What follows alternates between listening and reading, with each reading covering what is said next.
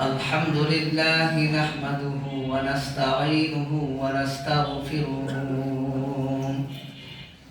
ونؤمن به ونتوكل عليه ونعوذ بالله من شرور أنفسنا ومن سيئات أعمالنا من يهده الله فلا مضل له ومن يضلله فلا هادي له ونشهد أن لا إله إلا الله وحده لا شريك له ونشهد أن سيدنا ومولانا محمدا عبده ورسوله صلى الله عليه وسلم وعلى آله وأهل بيته وبارك وسلم تسليما كثيرا كثيرا أما بعد فأعوذ بالله من الشيطان الرجيم بسم الله الرحمن الرحيم والمرسلات عرفا فالعاصفات عصفا والناشرات نشرا فالفارقات فرقا فالملقيات ذكرا عذرا أو نذرا إنما توعدون لواقع فإذا النجوم طمست وإذا السماء فرجت صدق الله العظيم وقال النبي صلى الله عليه وسلم هو دابة أبيض طويل ما فوق الحمار ودون البغل يدعو حافره عند منتهى طرفه أو كما قال النبي صلى الله عليه وسلم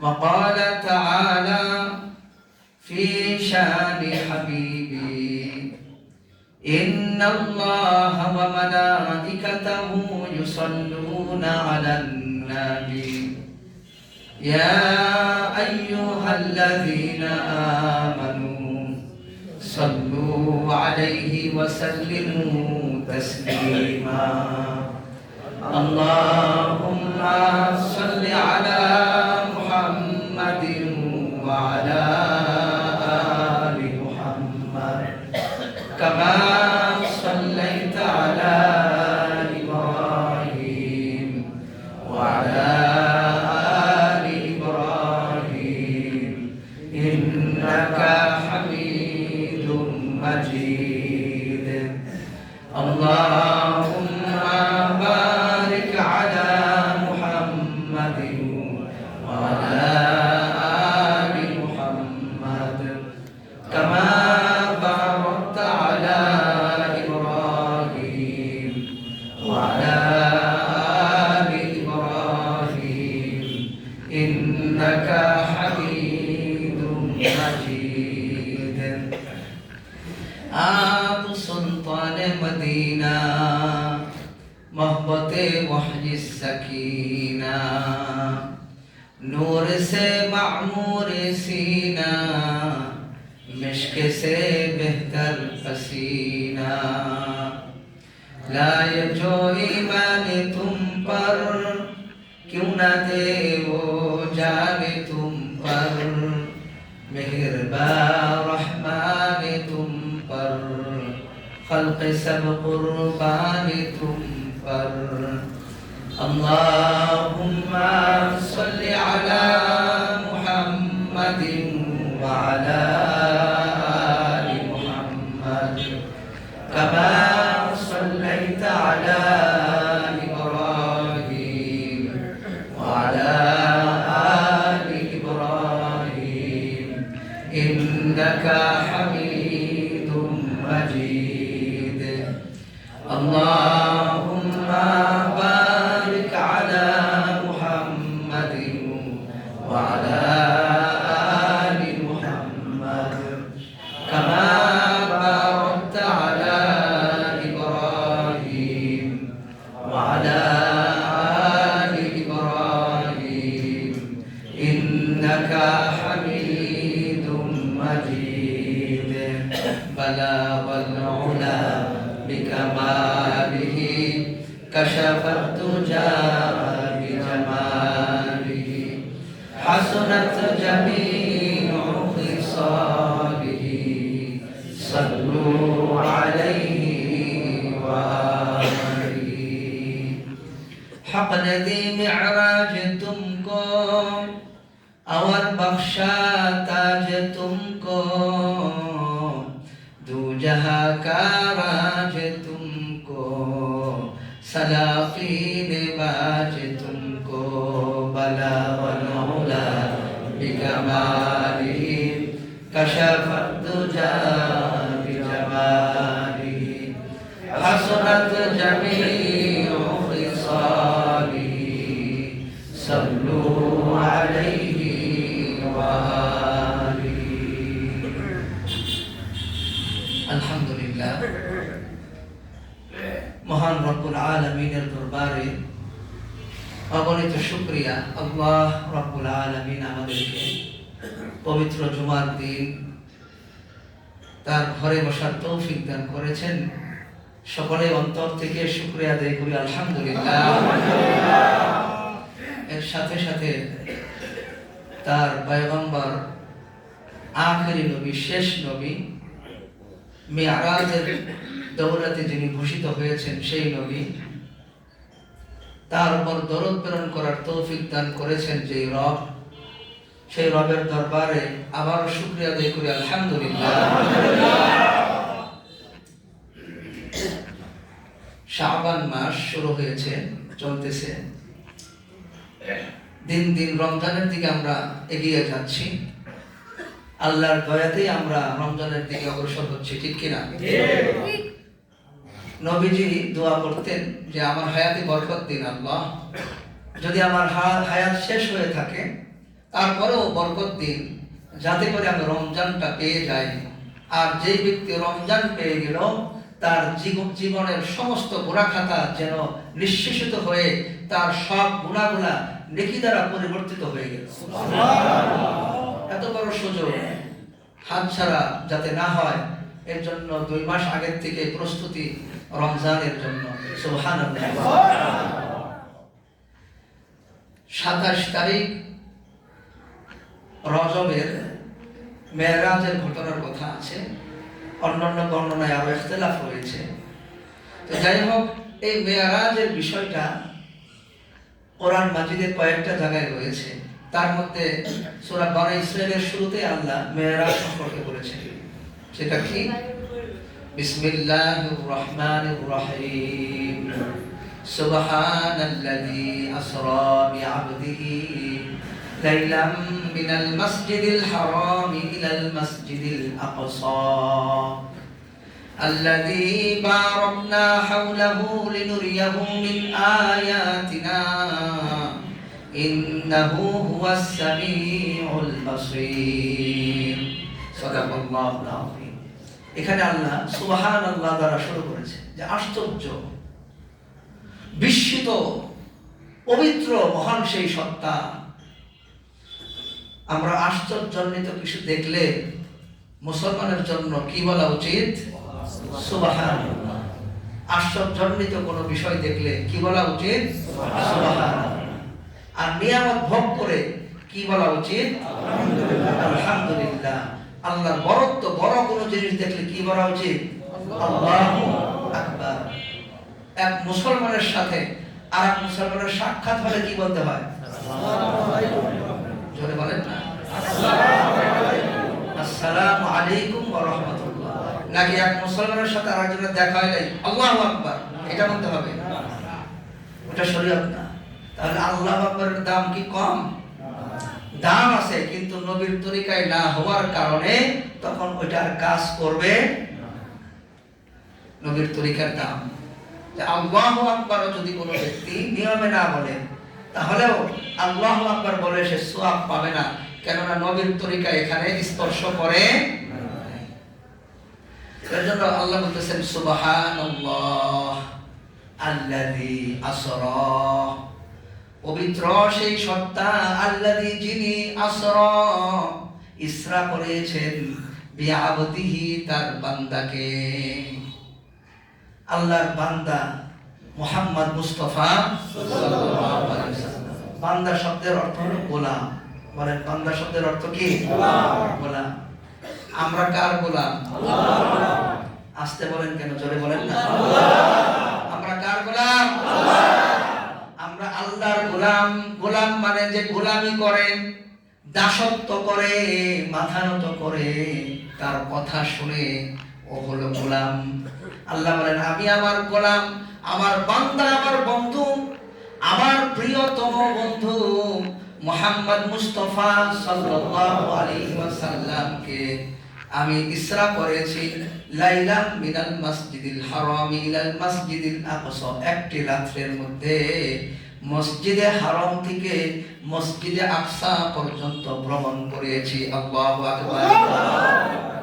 একটি রাত্রিতে। কোথায় মসজিদে হারাম আর কোথায় মসজিদে আকসা? সেই সিরিয়া পেরিয়ে সেখানে ফিলিস্তিন নামক জায়গাতে মসজিদে আকসা, আর আরব, সৌদি আরব, এই মিডল ইস্টে সেখানে হলো মসজিদে হারাম। এত দূর সফর একদিনে কেউ করতে পারে? পায়ে হেঁটে, ঘোড়ায় চড়ে, উটে চড়ে পারে? মহান সেই সত্তা যিনি তার বান্দাকে মসজিদে হারাম থেকে মসজিদে আকসা পর্যন্ত সফর করিয়েছে একটি রাত্রের মধ্যে, লাইলান, একটি রাত্রের মধ্যে। আল্লাযী বারাকনা হাওলাহু লিনুরিয়াহু মিন আয়াতিনা, আর সেই গৃহ যেটাকে মসজিদে আকসা বলা হয়, তার চতুর্দিকে বারাকনা হাওলাহু লিনুরিয়াহু মিন আয়াতিনা। শুধু ওখানে না, এই সফরের মধ্যে আল্লাহ এমন একটা সফর, এটা এখানে আত্মিক এবং বাহ্যিক দুইটা সফরের সংমিশ্রণ হয়েছে। আল্লাহু আকবার। কেউ কেউ মেরাজকে অস্বীকার করে, নাউযুবিল্লাহ, মেরাজ বিশ্বাস করে না, কারণ এখানে মেরাজ শব্দ বলে না, আল্লাহ বলেছে আসরা। কি বলেছে? মেরাজ শব্দ বলে না, অস্বীকার করে। আবার কেউ কেউ বলে না, মেরাজ বিশ্বাস করে, কিন্তু এটা বাহ্যিক না, শারীরিক না, এটা হয়েছে আত্মিক কল্পনা দিয়া। নাউযুবিল্লাহ। আত্মিক মেরাজ বিশ্বাস করে, আর আমরা বিশ্বাস করি সশরীরে নবীজিকে আল্লাহ তাআলা সশরীরে মক্কা থেকে সেই মসজিদে হারাম থেকে মসজিদে আকসা পর্যন্ত ভ্রমণ করেছে। কথা বলে ঠিক কিনা? এরপর সেখান থেকে আল্লাহ তাআলা বুরাকের মাধ্যমে 7 আসমান সাইর করায়া, জান্নাত জাহান্নাম সাইর করায়া আল্লাহর আরশ পর্যন্ত নবীকে পৌঁছেছে। কথা বলে ঠিক কিনা? নবীজি মুহাম্মদুর রাসূলুল্লাহ সাল্লাল্লাহু আলাইহি ওয়াসাল্লাম সকল নবীদের মধ্যে শেষ নবী। নবী পৃথিবীতে যত নবী এসেছে সকল নবীদের মধ্যে আল্লাহ তাআলা কিছু বৈশিষ্ট্য গুণ দিয়েছে।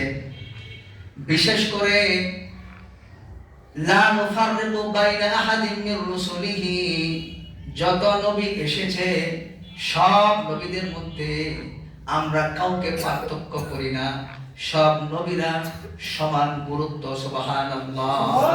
3টা বিষয়ে সব নবীরা সমান গুরুত্ব। কয়টা বিষয়? 1 নাম্বার হলো নবুয়ত। এই ওহী আসাটা নবুয়ত। এই ওহী আল্লাহর সাথে যে সম্পর্ক হয় ওহীর মাধ্যমে, কোনো মানুষের সাথে আল্লাহ তাআলা সরাসরি কথা বলেন না, হয়তো কোনো আড়াল দ্বারা, পর্দা দ্বারা, ওহী দ্বারা, অথবা কোনো ফেরেশতার মাধ্যমে। সুবহানাল্লাহ।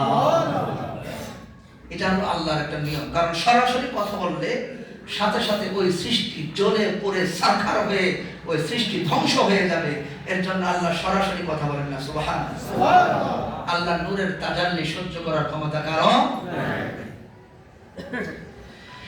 ওহী প্রাপ্ত হওয়ার দিক দিয়ে সকল নবীরা সমান। সব নবীরা যারা একবার ওহী প্রাপ্ত হয়েছে তারাই হলো নবী। ওহী প্রাপ্ত এমন একটা জিনিস, জিবরাইল আলাইহিস সালাম জীবনে মাত্র 4 বার আসছে। ইয়াকুব নবীর জীবনে, কোন নবী? ইয়াকুব নবীর জীবনে মাত্র 4 বার জিবরাইল আসছে। পাগল পারা আত্মহারা ওই নবী, আল্লাহর জন্য নিবেদিত প্রাণ। একটা চুলচেরা বিষয়ও ওহীর বাহিরে হইতে দেয় না। জীবনটাকে এমন ভাবে গঠন করেছে, চুলচেরা ভাবে সঠিক সোজা রাস্তা ওহী অনুযায়ী জীবনকে পরিচালনা করে। সুবহানাল্লাহ। 4 বার ওহী আসছে জিবরাইল।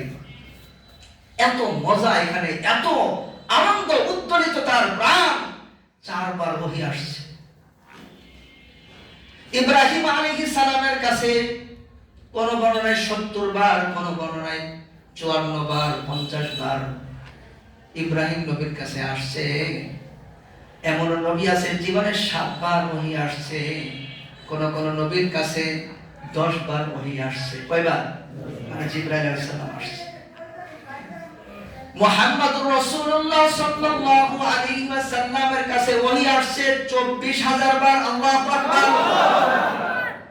24,000 বার। প্রথম যখন ওহী আয়েশা বন্ধ হয়ে গিয়েছিল, জিবরাইল আলাইহিস সালাম ঊর্ধ্ব দিগন্তে প্রকাশ পেল। ঊর্ধ্ব দিগন্তে সশরীরে প্রকাশ পেল। ইন হুয়া ইল্লা ওয়াহয়ু ইউহা আল্লামাহু শাদীদুল কুওয়া যু মিররাতিন ফাস্তাওয়া ওয়া হুয়া বিল উফুকিল আ'লা। ওয়া হুয়া বিল উফুকিল আ'লা। ঊর্ধ্ব দিগন্তে সে প্রকাশ পেল। আল্লাহু আকবার।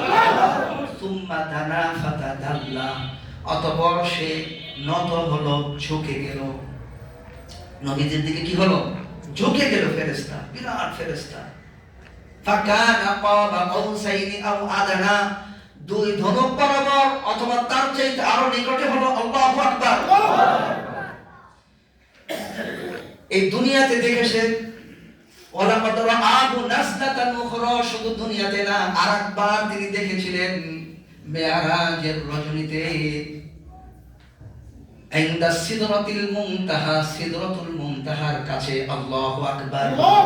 দুনিয়াতে দেখেছে ঊর্ধ্ব দিগন্তে সশরীরে প্রকাশ, আর মেরাজের রজনীতে সিদরাতুল মুনতাহা, সেখানে 7 আসমানের উপরে একটা সিদরা আছে, বড়ই গাছ আছে, কুল গাছ। সুবহানাল্লাহ বলবেন। বড়ই গাছ দেখেন না আপনারা? 7 আসমানের উপরে সমুদ্র আছে, সমুদ্রের উপরে সিদরাতুল মুনতাহা আছে। সেই বড়ই গাছটা কি? আচ্ছাদিত, আচ্ছাদিত। ইনদাহা জান্নাতুল মাওয়া। সেই বড়ই গাছের নিকটেই হলো জান্নাতুল মাওয়া। আল্লাহু আকবার। যে জান্নাতের কথা শুনি আমরা, সেটা কোথায়? ইনদা সিদরাতিল মুনতাহা। ওই বড়ই গাছের নিকটে, ওই বড়ই গাছের নিকটে হলো জান্নাত। ইয ইয়াগশা সিদরাতা মা ইয়াগশা মা যামাল বাসর ওয়া মা তাগা। এই বড়ই গাছটা আচ্ছাদিত কি দ্বারা? এক হাদিসে আছে যে প্রজাপতি দ্বারা আচ্ছাদিত। কি দ্বারা? আমরা প্রজাপতি দেখি, রং বেরঙের সুন্দর প্রজাপতি। নবীজি বলেন, যখন আমি বড়ই গাছটা দেখলাম, এত সৌন্দর্য প্রকাশ পেল, আমার চোখ কোনোদিন এত সুন্দর বিষয় দেখতে পাইনি। এত সাজানো গোছানো, স্বর্ণ রূপা হীরা জহরত আর আশ্চর্যান্বিত বিষয় দ্বারা ওই বড়ই গাছটা সাজানো আছে। আর বড়ই গাছটা এত বড়, 7 আসমান জমিন সায়ের করলাম। 7 আসমান জমিন তখন মনে হয়েছিল এত বড়, কিন্তু বড়ই গাছের কাছে 7 আসমান জমিন একদম ছোট। এত বড় বড়ই গাছ, ওখানে এমন রং বেরঙের এত সুন্দর প্রজাপতি উঠতেছে, ওগুলা দেখে আমার প্রাণ আল্লাহর জন্য নিবেদিত হয়ে গেল। মহান সেই স্রষ্টা, হুয়া আহসানুল খালিকিন, কতই না নিপুণ কারিগর তিনি, কত সুন্দরভাবে তিনি বানাইছে। সুবহানাল্লাহ। সেই সিদরাতুল মুনতাহার কাছে জিবরাইল আলাইহিস সালাম প্রকাশ পাইছে সশরীরে, কারণ দুনিয়াতে তো সশরীরে জায়গা আছে নাকি? একবার যখন প্রকাশ পাইছে, কারণ যার সাথে সম্পর্ক তার আসল পরিচয়টা না দেখলে তো মন তৃপ্ত হয় না, ওখানে প্রথমবার দেখাইছে। দেখার সাথে সাথে কি অজ্ঞান হয়ে গেছে, বেহুশ, অজ্ঞান হয়ে গেছে, দীর্ঘ সময় অজ্ঞান, জ্ঞান ফিরছে, আবার জড়াইয়া ধরছে, এ পড়া পড়ো, শুরুতেই পড়ালেখা শিখে গেছে, পড়ো, এ পড়ো, রব্বুকাল আকরাম, পড়ো সেই মহান রবের সুউচ্চ সম্মানিত সেই রবের নামে তুমি পড়ো। সুবহানাল্লাহ। আল্লাযী আল্লামা বিল কলম, জায়গায় বলেছেন যে আবার আরেকজন আল্লামাহুল বায়ান, যিনি বায়ান শিক্ষা দিয়েছেন, লেখা শিক্ষা দিয়েছেন। সুবহানাল্লাহ। সেখানে আল্লাহ নবীজিকে দেখাইছে। তো সব নবীরা নবুয়ত পাওয়ার দিক দিয়ে সমান, অর্থাৎ একবার যখন নবুয়ত লাভ করছে, ওহী আসছে, তখন সেই ওহীর জন্য পাগল করা। শুরুর দিকে যখন ওই ওহী আসলো, জিবরাইলকে দেখতে পেল, ভয় পেল, জ্বর আসলো, ঘরে গেল, খাদিজা রাদিয়াল্লাহু আনহাকে বলল, কম্বল দাও, জাম্মিলুনি জাম্মিলুনি, কম্বল দাও, জ্বর আসছে, আমি ধ্বংস হয়ে যাব, কি জানি আমি দেখতে পেলাম। ওহী বন্ধ, দীর্ঘদিন 8 মাস যাবত ওহী বন্ধ, পাগলপনা ওহীর জন্য, আত্মহারা, এত কষ্ট হয়, ভয় পাও, তাহলে কেন ওহীর জন্য পাগল করা হও?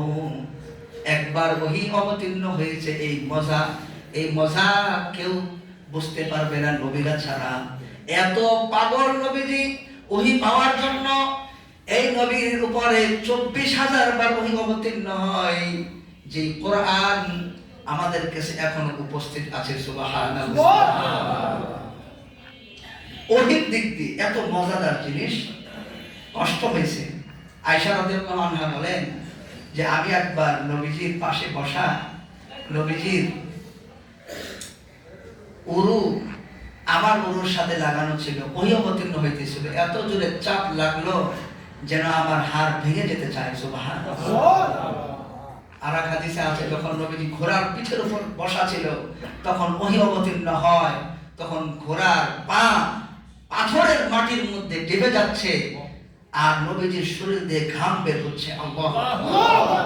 খুব কঠিন। মহান সৃষ্টিকর্তার সাথে সংযোগ হচ্ছে। এখানে মানবীয় গুণাবলী এমন একটা বিষয়, ওখানে এক হচ্ছে, যুক্ত হচ্ছে, যার দ্বারা রবের সাথে গোলামের সম্পর্ক হচ্ছে। এর জন্য এটা সাধারণ জিনিসটা অনেক বড় গুরুত্বপূর্ণ। সুবহানাল্লাহ। সব নবীরা আল্লাহর পক্ষ থেকে মনোনীত, নির্বাচন করে তারা মনোনীত হয় নাই। ভোট দিছে জনগণ যে হ্যাঁ হ্যাঁ অমুকেই নবী হোক, ভোট দিছিলেন?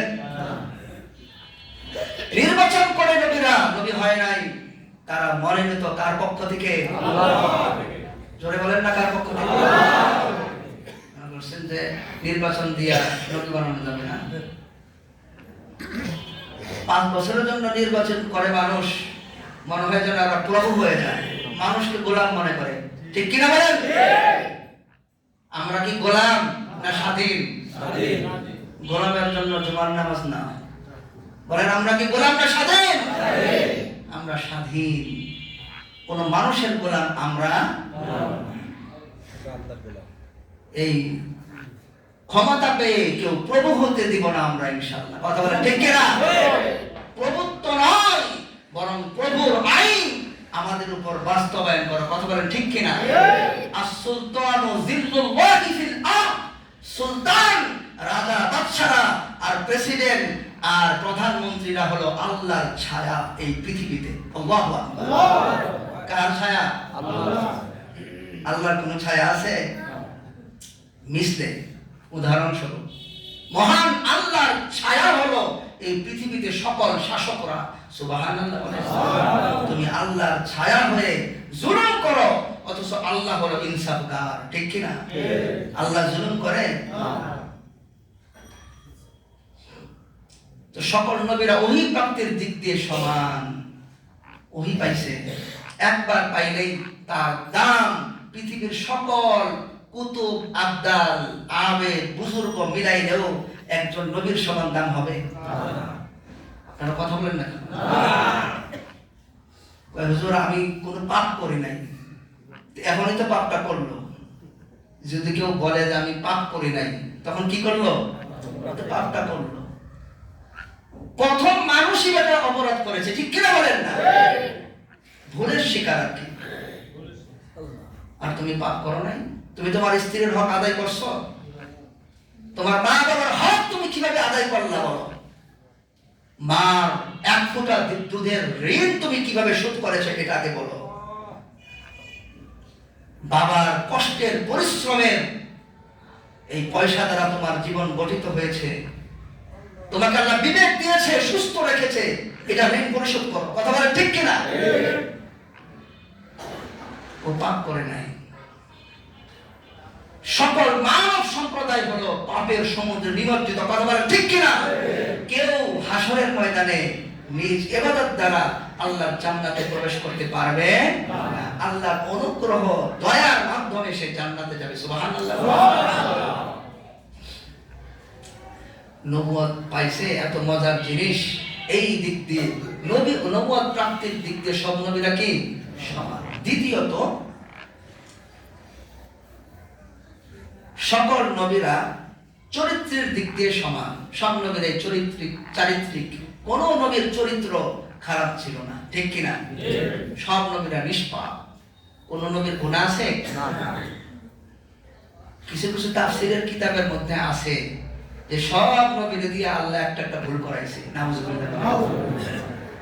আদম নবীরে গন্ধম খাওয়ায়া, নূহ নবীরে তার ছেলের নামে সুপারিশ করায়া, এরকম এক একটা নবীর ভুল খুঁজছে, গবেষণা করে করে ভুল খুঁজে খুঁজে বের করে লেখছে সব নবীরে আল্লাহ এক একটা ভুল করাইছে। নাউজুবিল্লাহ। আহলে সুন্নাত ওয়াল জামাতের আকীদা হলো সব নবীরা মাসুম, নিষ্পাপ। এটা হলো আমাদের ঈমানের বিশ্বাস। কথা বলে ঠিক কিনা? মনে রাখবেন, ঈমানের ক্ষেত্রে কারো প্রতি আমাদের ছাড় নাই। এর জন্য তাফসীর পড়ার ক্ষেত্রেও হক্কানি আলেমদের পরামর্শ করবেন। আপনার ঈমান যদি ধ্বংস হয়ে যায়, আবার আরেকটা এখন দাজ্জালের তাফসীর বের হইছে। দাজ্জাল তো লেখা থাকে না, আল্লাহ মানুষের মতো আরশের মধ্যে বৈশা আছে, মানুষের মতো হাত পা আছে। নাউজুবিল্লাহ। মানুষের সাথে আল্লাহর শিরক বানাইছে আর কি। নাউজুবিল্লাহ বলেন না? এর জন্য তাফসীর পড়ার ক্ষেত্রে খুব সাবধান।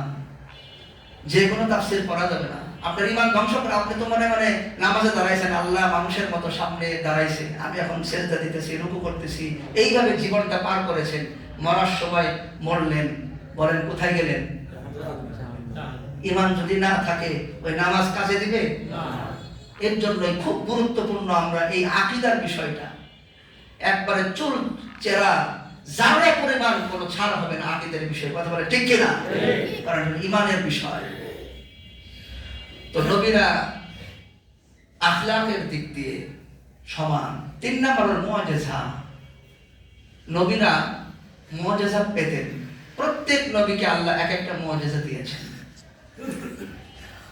মুআজিজা, মুসা নবীর মুআজিজা ছিল লাঠি নিক্ষেপ করলে কি হতো? দাউদ আলাইহিস সালামের মুআজিজা লোহা। আসলে মুআজিজাটা দেওয়া হতো যেই সময়, যেই অবস্থাটা মানুষকে খুব বেশি প্রভাবিত করত, যাকে বিরত রাখার, অক্ষম করার কোনো বিষয় ছিল না, সেই সময় আল্লাহ তাআলা সেই বিষয়ে নবীদেরকে ওহী দান করতেন। সুবহানাল্লাহ। হযরত দাউদ আলাইহিস সালামের সময় লৌহ কর্ম তৈরি হয়, লোহা দ্বারা নির্মিত বিভিন্ন আসবাব তৈরি হয়, লোহাকে গলানোর জন্য তাপ তৈরি করা হয়। দাউদ আলাইহিস সালামকে আল্লাহ মুজিজা দিলেন, লোহাকে ধরতেন আর সাথে সাথে লোহা গলে যেত, আঙ্গুলের ফাঁক দিয়ে লোহা গলে গলে পড়ে যেত। সুবহানাল্লাহ, কি মুজিজা! ঈসা আলাইহিস সালামের সময় চিকিৎসা বিজ্ঞান উন্নত হয়েছিল, মানুষ চিকিৎসা করত, কিন্তু কয়েকটা রোগ সম্পর্কে অক্ষম ছিল। কুষ্ঠ রোগের চিকিৎসা পেল না। অন্ধ জন্মান্ধ, যে জন্ম থেকে অন্ধ, তার কোনো চিকিৎসা নাই। আল্লাহ ঈসা আলাইহিস সালামকে মুজিজা দিলেন।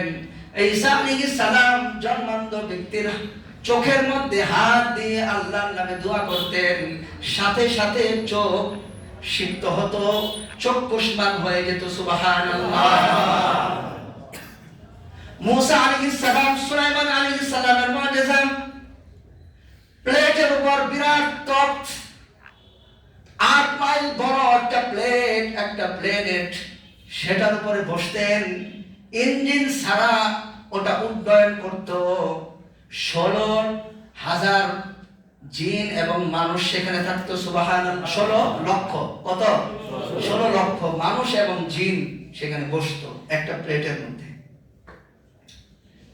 এবং সেখানে ওই 16 লক্ষ মানুষ এবং জিনের খাবার খাওয়ার জন্য ঘোড়া, চড়ার জন্য ঘোড়া, খাওয়ার জন্য গরু, ছাগল, মুরগি সহ ওই প্লেটের উপর থাকতো। আল্লাহু আকবার। এত বড় বিরাট যান নিয়ে সুলাইমান আলাইহিস সালাম ইঞ্জিল ছাড়া ওটা উড়ে যেত।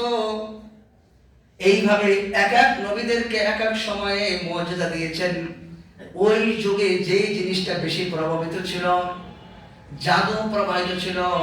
মুসা নবীর আমলে জাদুকররা রশি দ্বারা জাদু করেছে, এমন ভাবে রশিগুলা সিংহ হয়ে, বাঘ হয়ে, সাপ হয়ে মুসা নবীর দিকে অগ্রসর হইতেছে, ছুটে আসতেছে। একটা সিংহ যদি লাফ দিয়ে মাঝখানে পড়ে, কি অবস্থা হবে? লাফ দিয়ে সিংহ একটা আসে, ঠিক সিংহ আসতেছে, বাঘ আসতেছে, সাপ আসতেছে। মুসা নবী ভয় পেয়ে গেলেন, কারণ সে মানুষ। আল্লাহ বললেন, তুমি ভয় পেও না, তুমি জিতবা, কারণ তোমারটা হলো মুজিজা আর ওদেরটা হলো জাদু। জাদুকররা বলে যে আমরা তো জাদু করলাম, আমাদের জাদু, আর ও কি করলো, ওর জিনিসটা আমাদের জাদুকে খেয়ে ফেললো। যে জিনিসটা জাদুকে খেয়ে ফেলে ওটা তো জাদু হতে পারে না, ঠিক কিনা? জাদু না তাহলে কি? অন্য কিছু। পৃথিবীর শ্রেষ্ঠ জাদুকরদেরকে ফেরাউন একত্রিত করেছিল। তারা সবচেয়ে কঠিন জাদু করেছে, ওর উপরে কোনো জাদু নাই। তাহলে মুসা কি নিক্ষেপ করলো? সকল জাদুকে গ্রাস করে ফেলতেছে। নিশ্চয় এটা জাদু নয়, এটা অবশ্যই মহান রব্বুল আলামিনের পক্ষ থেকে মুজিজা। আল্লাহু আকবার। এই মুজিজা কাউকে 4টা 7টা, কিছু কিছু মুজিজা। আমার আপনার নবীকে আল্লাহ তাআলা 3000 মুজিজা দান করেছিলেন। কত মুজিজা? 3000 মুজিজা নবীজির জীবনে প্রকাশিত হয়েছে। তার মধ্যে সবচেয়ে বড় মুজিজা হলো আল কোরআন। আল্লাহু আকবার। নারে তাকবীর। চিৎকার দিয়ে নারে তাকবীর। প্রায় 3000 মুজিজার মধ্যে শ্রেষ্ঠ মুজিজা হলো কোরআন। মুসা নবী ইন্তেকাল করেছে, সাথে সাথে তার মুজিজাও নিঃশেষ হয়ে গিয়েছে। দাউদ নবী দুনিয়া থেকে চলে গিয়েছে, তার মুজিজা চলে গিয়েছে। ইউসুফ নবী দুনিয়া থেকে চলে গিয়েছে, তার মুজিজাও নাই। সুলাইমান আলাইহিস সালাম দুনিয়া থেকে চলে গেছে, তার মুজিজা নাই। আছে পৃথিবীতে? তার আংটি আছে, মুসা নবীর লাঠি আছে, আপনি যা নিক্ষেপ করেন সাপ হবে? কুল হুয়াল্লাহ সূরা করে নিক্ষেপ করলে ওরা কার মুজিজা? মুসার মুজিজা। সব মুজিজা নবীর সাথে চলে গিয়েছে, কিন্তু আমার আপনার নবী বলল, ও আমার উম্মত, আমি দুনিয়া থেকে চলে যাব, কিন্তু আমার মুজিজা দুনিয়া থেকে চলে যাবে না। কিয়ামত পর্যন্ত মুজিজা থাকবে। কি পর্যন্ত? কিয়ামত পর্যন্ত। এত 1400 বছর হয়ে গেল। আমি আপনার এক মাহফিলে গিয়েছিলাম, ছোট বাচ্চাদেরকে পাগড়ি দিতেছে, পাগড়ি, এটা প্রায় সময় ঘটে। তো এই বাচ্চাদেরকে যখন মাথায় পাগড়ি পেঁচানো হয়, তখন মনে হয় যেন আল্লাহ তাআলা একটা বিরাট সমুদ্রকে একটা গ্লাসের মধ্যে ঢেলে দিয়েছে। এতটুকু 7-8 বছরের বাচ্চা পুরা কোরআন মাজিদ মুখস্থ। সুবহানাল্লাহ বলেন। 1400 বছর হয়ে গেল, আজকে বাইবেলকে পুরা মুখস্থ শোনাইতে পারলো না। কথা বলেন ঠিক কিনা? পৃথিবীর কোন প্রান্তে কেউ বলল না যে আমি বাইবেল শুরু থেকে শেষ পর্যন্ত মুখস্থ শোনাইতে পারি। রামায়ণ, মহাভারত কেউ মুখস্থ করে 1400 বছরে শোনাইতে পারলো না যে হ্যাঁ, কোরআন যেরকম মুখস্থ পারে, মানুষ পারে, এই আমি রামায়ণ মুখস্থ করেছি। পারছে কেউ? বাস্তব না। ওল্ড টেস্টামেন্ট, কোরআনের এই বাইবেলের একটা নিউ যেটা, সেটাও যেটা পুরাতন, সেটাও কেউ আজ পর্যন্ত মুখস্থ করতে পারে। এখন এই মুজিজা, নবীজির মুজিজা কি কালে নাজিল হলো? নবীজির মুজিজা নাজিল হলো সাহিত্যিকতার আমলে। আচ্ছা, আমরা তো বলি যে কোরআন মাজিদ সত্য, কোরআনে আছে, এটা সত্য, তাই না? কিন্তু কোরআন যে সত্য তার প্রমাণ কি? সুবহানাল্লাহ। কোরআন যে সত্য তার প্রমাণ হলো ওই যে মুসা যে সত্য, লাঠি জাদু খেয়ে ফেলছে, প্রমাণ হয়েছে যে মুসার লাঠি কিনা জাদু না, এটা কি মুজিজা। কোরআন যে সত্য তার প্রমাণ হলো মক্কার লোকেরা মাত্র 10% শিক্ষিত ছিল। কত পার্সেন্ট? নবীজি যখন দুনিয়াতে আসে 10% শিক্ষিত হার। আর অশিক্ষিত মানুষ কিন্তু কবিতা বানায়। এই কবি নজরুল মাস্টার্স অনার্স করছে কোন জায়গায়? করছে? এই পর্যন্ত করছে না? আপনার কথা বলেন না কেন? এই পর্যন্ত লেখাপড়া করছে, কিন্তু মাস্টার্স অনার্স করতে হয় এখন কবি নজরুলের উপরে। আল্লাহু আকবার। তো এই যে আল্লাহর দান, ওই সময় মানুষ এত বেশি সাহিত্যিক ছিল, কাবা ঘরের দেওয়ালের মধ্যে টানাই দিত একটা কবিতা, আর বলতো যে কোন বাপের বেটা আছে এটার মতো একটা কবিতা বানা। আল্লাহু আকবার। যে বানাইতে পারতো তাকে পুরস্কার দেওয়া হতো। এইভাবে সাহিত্যিক চর্চা হতো, সাহিত্যিকতা। তবে তারা কিন্তু অশিক্ষিত ছিল অধিকাংশ। আবু বকরের, হযরত আবু বকর, উনি কি কবি ছিলেন? আবু বকরের 4000-এর উপরে কবিতা মুখস্থ। কত? সাধারণ জিনিস, আপনারা সুবহানাল্লাহ বলেন না? 4000 কবিতা মুখস্থ আবু বকরের। ওনাকে কেউ কবি বলছে? আমার আপনার নবীও কবিতা বলতেন মাঝে মধ্যে। সুবহানাল্লাহ। নবীজির একজন কবি ছিল হাসান। কি নাম? হাসান। নবীজির শায়ের ছিল, কবি ছিল। তো যাই হোক, এই ওহী এই দিক দিয়ে খুব সংক্ষেপে, সময় নেই আসলে মূল আলোচনা। আমাদের ওর মেরাজ আর শবে বরাত সামনে আসতেছে। আমরা রোজা রেখে আমাদেরকে তৈরি করব। মেরাজ আমরা বিশ্বাস করি বাহ্যিক সশরীরে নবীজিকে আল্লাহ আকাশে নিয়ে গিয়েছেন। বিশ্বাস করেন ইনশাআল্লাহ? যারা বিশ্বাস করে না তাদের সম্পর্কে আগামী সপ্তাহে আলোচনা হবে ইনশাআল্লাহ। ওয়া আখিরু দাওয়ানা আনিল হামদুলিল্লাহি রাব্বিল আলামিন।